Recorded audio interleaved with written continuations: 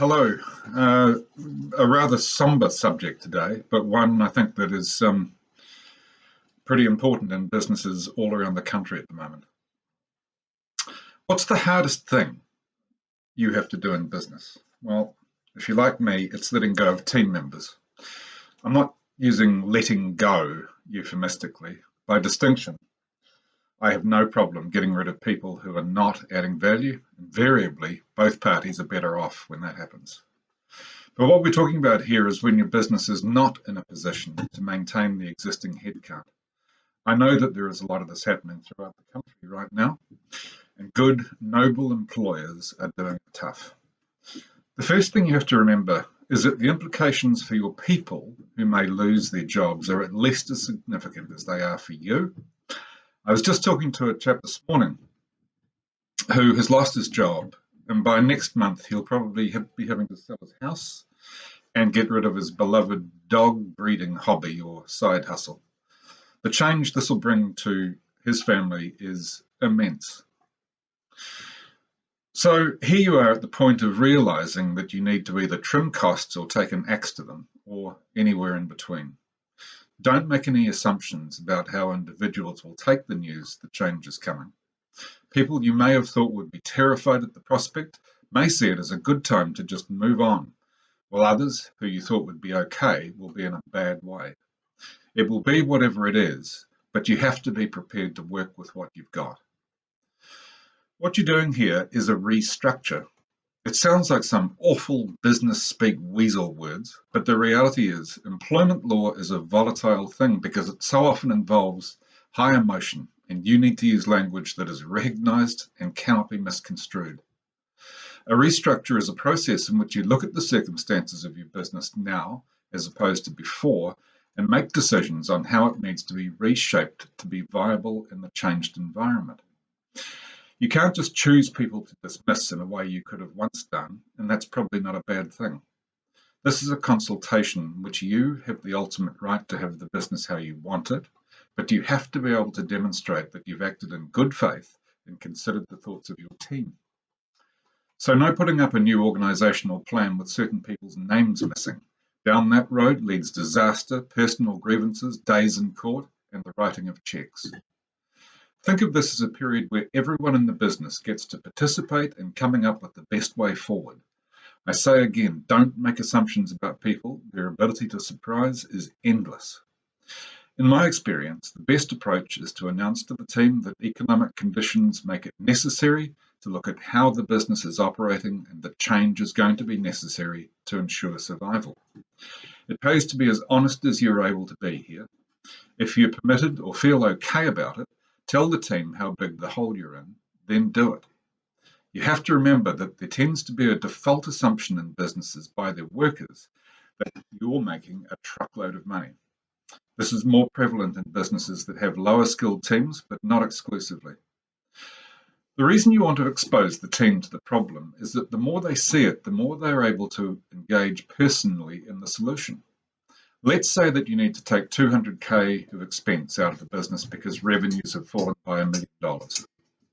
People will suggest non-people cuts first, and you will be able to demonstrate that these don't come close to achieving what's required. If they do, then do that and don't cut any heads. But it's unlikely that that's going to be the thing that will work.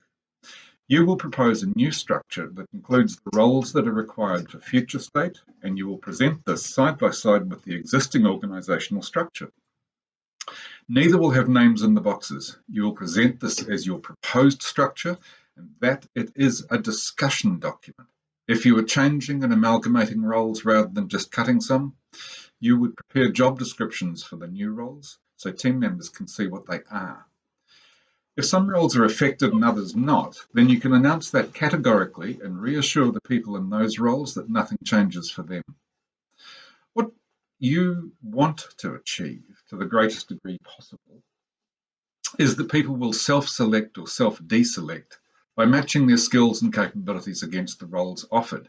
You might be surprised by how much of this work they will do for you. I can't stress enough that you should not be picking winners here. Shoulder tapping the people you want to keep is fraught with danger. always assume that everything you do and say is being broadcast everywhere. Once people have had a chance to look at the new proposed structure and quietly worked out for themselves where they might fit or not, you must actively seek feedback. People need time to think, so unless there are urgent reasons to shorten it up, you may want to propose on Monday and get feedback on Friday. Once the feedback is in, you need to give it due consideration. Sometimes people will come up with things that you haven't thought of that are actually really good ideas that could improve the outcome. If so, adjust the proposal and put it back out for feedback. If you have decided that there is no benefit from the feedback, you need to announce that you have given consideration and have determined that you will proceed with your original thinking. You'd better be armed with authentic responses to why you've rejected the suggestions, because this can be a minefield when people feel they are being railroaded and not listened to. By this time, everyone knows that this is happening, and you should invite people who are affected to apply for any new role that they feel qualified for. You may know who you want, but this process has to be followed scrupulously. If a team member wants to apply for a role, even if you think they aren't suitable, allow that to emerge in the interview process. Don't preempt it.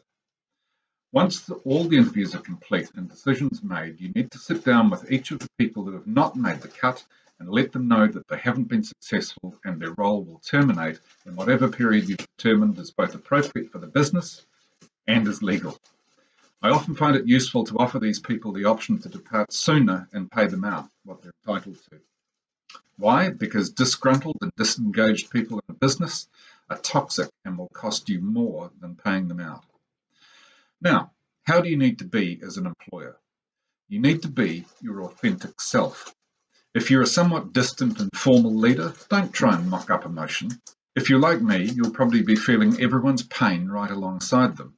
What's important is that who you are being is who they know you to be. This is not time to sympathize. It is time to empathize. What's the difference? Well, empathizing is recognizing the fear and sadness of others and being able to support them when they need it. Sympathy is immersing yourself in their feelings and is very counterproductive. It can lead you to say things such as, "Oh, this is all so unfair," or "You should try and do something about this." I've seen leaders completely undermine their restructure programs by being overwhelmed by the process and becoming part of the resistance. This is cruel because what people need is certainty, not elaborate displays of sympathy. I've got to say that even after all these years, I still hate doing restructures, but I do them with a minimum of drama and risk because I genuinely care about the people whose lives I'm interfering in, and they know they can trust me to do the very best I can for them while still doing what's necessary.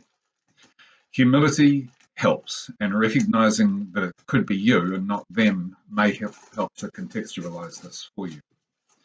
If you would like to talk about a full-scale restructure or just a tactical redundancy or performance management of an underperforming team member, come and see us at Regeneration HQ and you'll get support that uses head and heart in equal measure to deliver reliable outcomes. Thank you, and we'll talk to you again soon.